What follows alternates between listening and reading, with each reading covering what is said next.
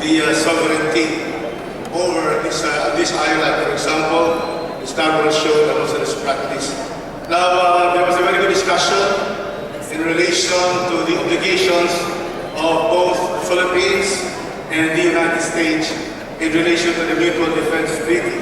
And I agree fully with our distinguished colleague that in terms and times that there will be an attack as defined by that particular defense treaty, there is an obligation. Is that correct, distinguished colleague, that if there's an attack over any of those that you have enumerated, the United States is obligated to be able to come to the mutual defense of the Philippines? That is correct, Madam Speaker. It says in Article 5 that armed attack on either the parties is deemed to include an armed attack on the metropolitan territory of either of the parties and its armed forces, public vessels, or aircraft in the Pacific. So, even a Coast Guard vessel is attacked, that can be deemed an attack on the Philippines. Yes, what would the distinguished colleagues say in relation to what was the result of the 2+2 conference in the United States in relation to what would happen if there is in fact an attack that may happen? I can only quote Secretary Clinton, Madam Speaker, in her opening statement right after the 2+2 meeting. Secretary of State Clinton said that the U.S. is reaffirming the Mutual Defense Treaty. In fact, it is a double reaffirmation already because last November, last year, he also reaffirmed that by way of signing a reaffirmation in celebration of the 60th anniversary of the Mutual Defense Treaty here in the Philippines. Thank you, distinguished colleague. However, news reports would say that among those stated by the United States side was that while they are willing to help us improve our defense capabilities in case of war between the two countries, the United States will not be involved in such kind of a war between these two countries.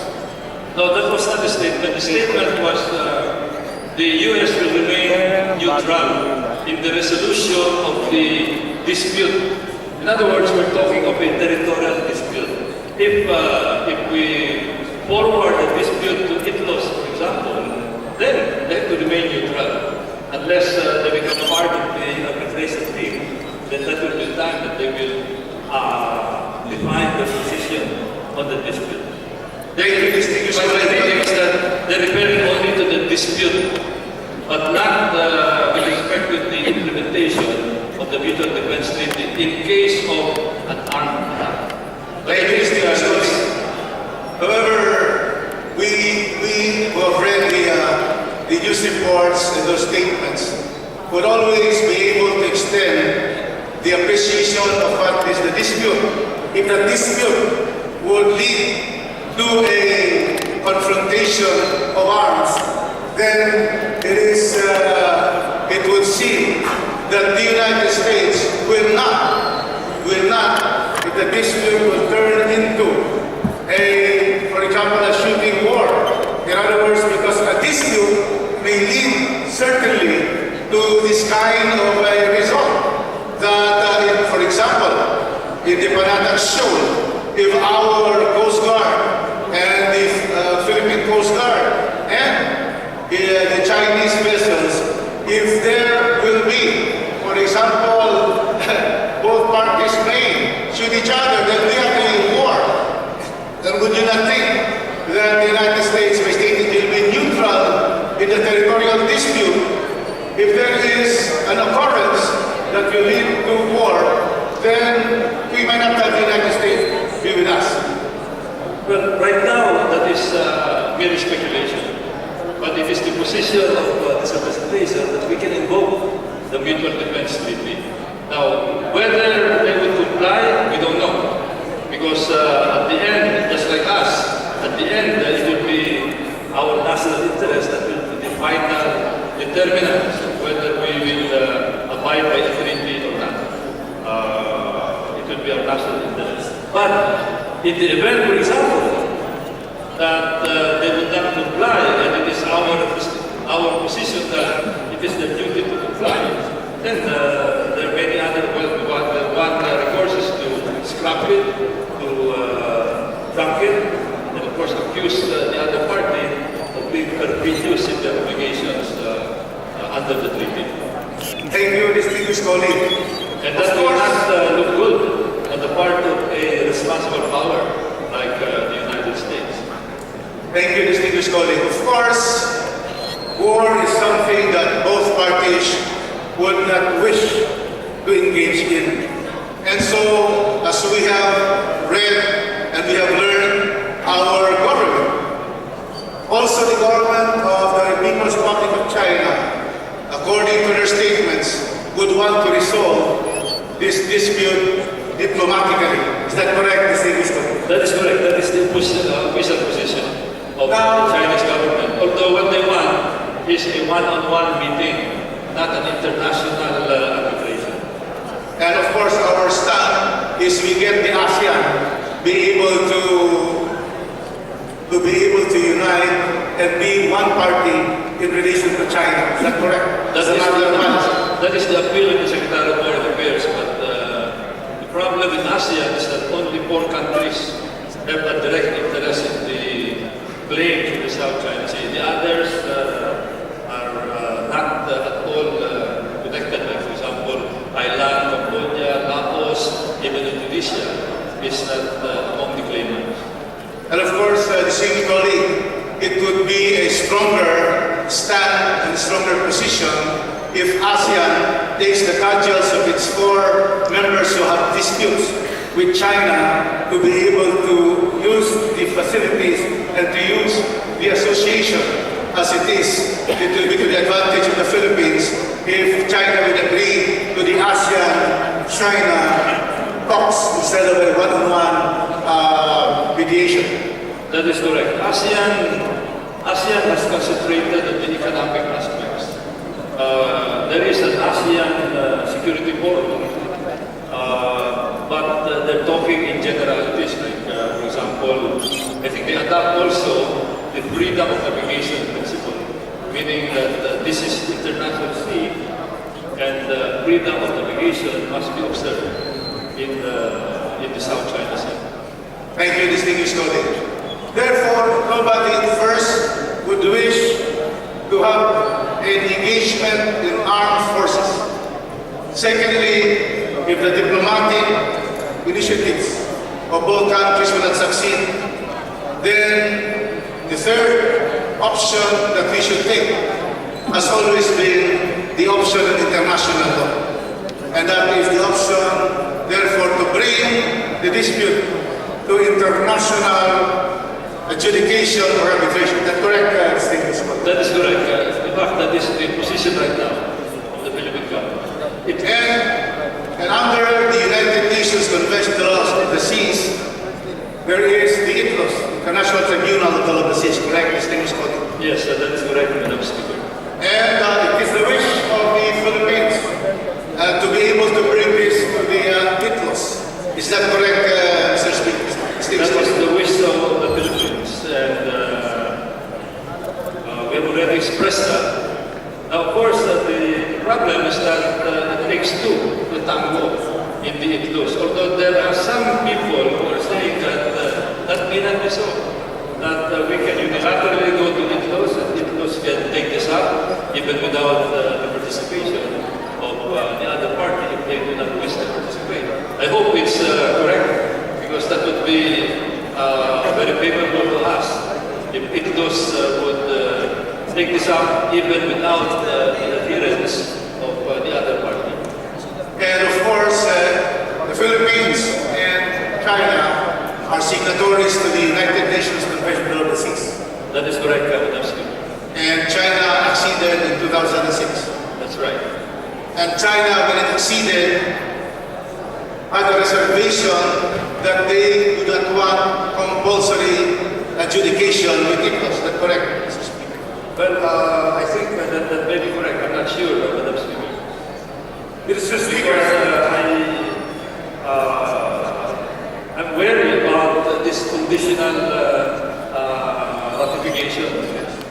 that will defeat the very essence of the convention. If every party will have a condition, for example, like I am here, but not in the case of the South China Sea, that it defeats the very purpose of the United Nations Convention on the Law of the Sea, because the very objective of UNCLOS is to make sure that we have a very rational way and a very equal way of harnessing the vast natural resources that are present in the seas. Thank you, distinguished sponsor. Speaker, in the United Nations Convention of the Seas, first tribunal mentioned in cases of dispute on the rights of parties under the Convention of the Seas is the International Court of Justice.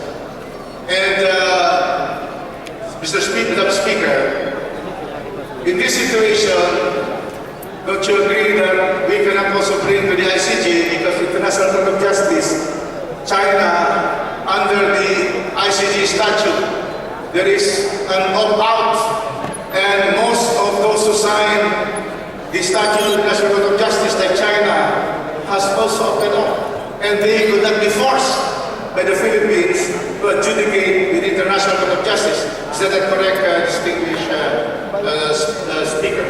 That is correct. That's why, to me, the most relevant here and the most specialized, because the International Court of Justice handles other disputes, land disputes, but it is the International Tribunal of the Law of the Sea that specializes in disputes pertaining to the sea, pertaining to the implementation of UNCLOS. So, in this particular case, to me, the relevant provision here will be one, the definition of exclusive economic zone, and of course, the Scarborough Shoal, Mischief Reef, and many parts of the Spratlys are within our exclusive economic zone, and maybe 3 times farther away from the nearest landmass of China. That's why there. And then there's the other aspect, the principle, that it is the land that projects the sea, and not the sea that projects the land. In other words, for China to be able to claim that they own the South China Sea, they must project it from an island. In this case, the closest is Hainan, and the farthest will be only 200 nautical miles. Maybe they can extend up to about 150 nautical miles, still, but it's still a long way. They still cannot reach this Spratlys, reckoning it from Hainan. Thank you, distinguished colleague. China's claim on the Spratlys and the Scarborough Shoal is based on historic right and title, which they, in the 1900s, issued a law that created the 9-dash line, the U-shaped 9-dash line, according to China, with a law which states that because of their historic title to these islands, they are claiming almost the entire South China Sea under the 9-dash line that they have claimed. Is that correct, distinguished Speaker? This was actually started by the Kuomintang government in 1947, when it was still the nationalist party that was ruling China. But then when the Kuomintang was displaced and they went to Taiwan, the new government adopted this claim. And that is the reason why both Taiwan and the People's Republic of China are making this claim. Because when Chiang Kai-shek went to Taiwan, he carried with him this claim. Yes, therefore... But then the weakness of the 9-dash lines is that this claim has no coordinates. It is not defined. I think even in common practice, you cannot claim land without defining the coordinates. More so in the case of the sea. If they're talking, for example, of going back 600 years, and there was a break, they were not able to, even if that's true, they abandoned this because during the time when it was the Spanish Navy and the Dutch Navy that was ruling the seas, and then later the British Navy and the US Navy, they were not there. They were not around. I mentioned that in my speech that in 1970, in 1971, there's a presentation as a young Navy officer participated in naval exercises in the Scarborough Shoal area. The US Navy was there, the Australian Navy was there. China did not complain. That Scarborough Shoal was being used as an impact range, meaning for live fire. Imagine, it is not just berthing, not just docking, but using it for live fire. China did not complain. I guess they have defaulted. If they had a claim, they have defaulted. Yes, and in fact, Madam Speaker, the historic right and the 9-dash line was completely given up when China acceded in 2006 the United Nations Convention on the Law of the Seas. Because the United Nations Convention on the Law of the Seas do not recognize any historic right. What is now present under the United Nations Convention on the Law of the Seas is the 200-mile exclusive economic zone. And that's the reason why, Madam Speaker, China will not agree to all our shouting and all our demand that they come to the ICJ or to the UNCLOS. Because once there will be a hearing of UNCLOS or the ICJ, precisely, there will be no more historic right and new 9-dash line, because what now prevails is, as stated by our distinguished speaker, it is based on islands. It is from the land which is habitable, which is not a rock, that will give that projection of 200 exclusive economic zone. And that is what governs the United Nations Convention on the Seas, and not anymore any historic right, even if the historic right when they acceded in 2006. China has lost any claim of historic right because they are so far, as stated by the distinguished colleague. Hainan is so far away. About how many miles, distinguished colleague? About 800 nautical miles. 800 nautical miles, and certainly 800 nautical miles do not give any more right, because we are limited from Hainan Island and limited to 200 miles economic zone.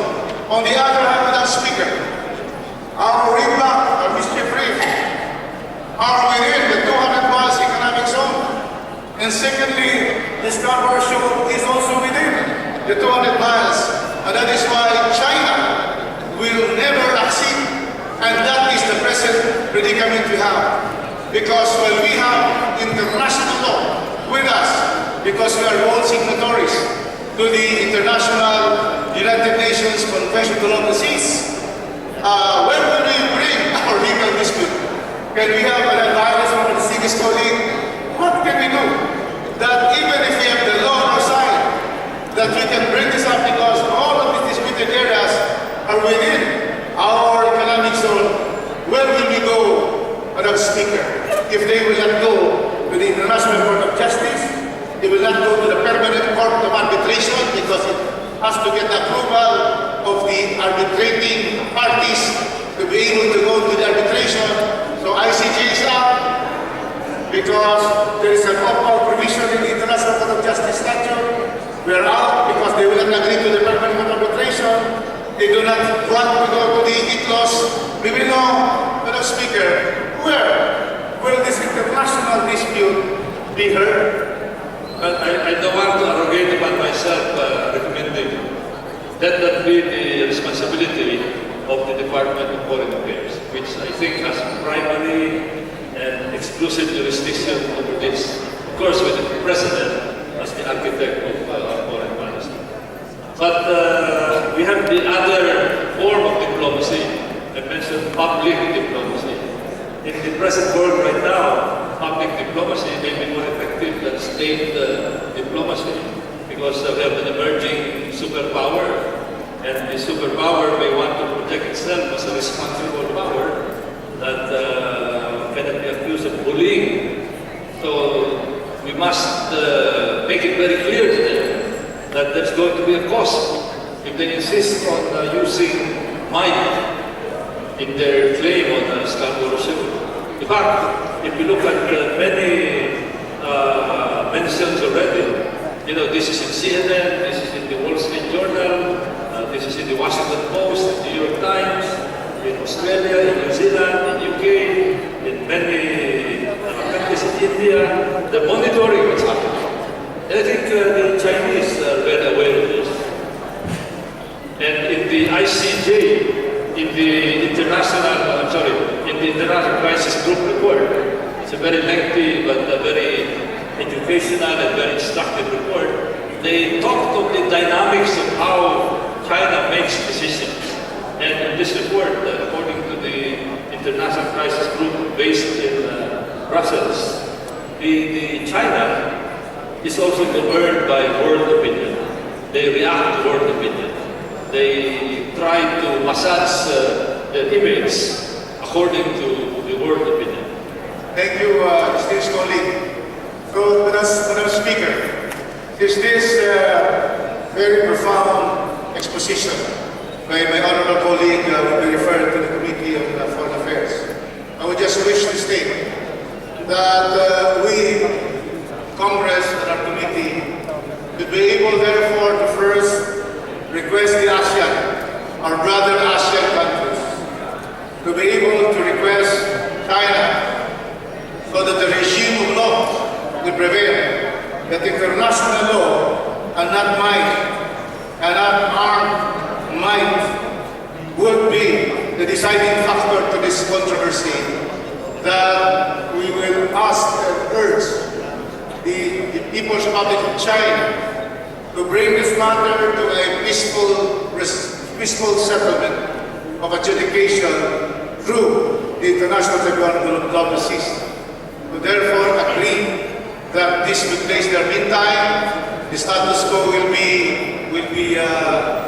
maintained, but that China should already agree to international dispute settlement under the auspices of the International Tribunal of the Seas, now headquartered in Hamburg, Germany. And so with that, Madam Speaker, let me congratulate our distinguished colleague for giving us this particular situationer which have enlightened us through his discussions on the present controversy in the Panatag Shoal and also on the Spratlys. Thank you very much. Congratulations, distinguished colleague. By the way, Madam Speaker, let me add, I didn't mention this in my speech, but there's another law that might intervene. This is the natural law. In about 2 months, we will be entering the typhoon season. And when the typhoons approach that area, no vessel, not even an aircraft carrier, can withstand the power of the typhoon. They have to clear that area very quickly. That is what I call the natural law, Madam Speaker. Thank you very much. Majority Leader. Madam Speaker, I move that we refer to the Committee on Foreign Affairs the speech of the Honorable Golez together with the in Paris interpretations. Is there any objection? The Chair hears none. The motion is approved. Madam Speaker, before we proceed with the other members who wish to avail of the privileged hour, may we also welcome to the plenary of the House of Representatives the guest of the Honorable Mitos Magsaysay, the Federation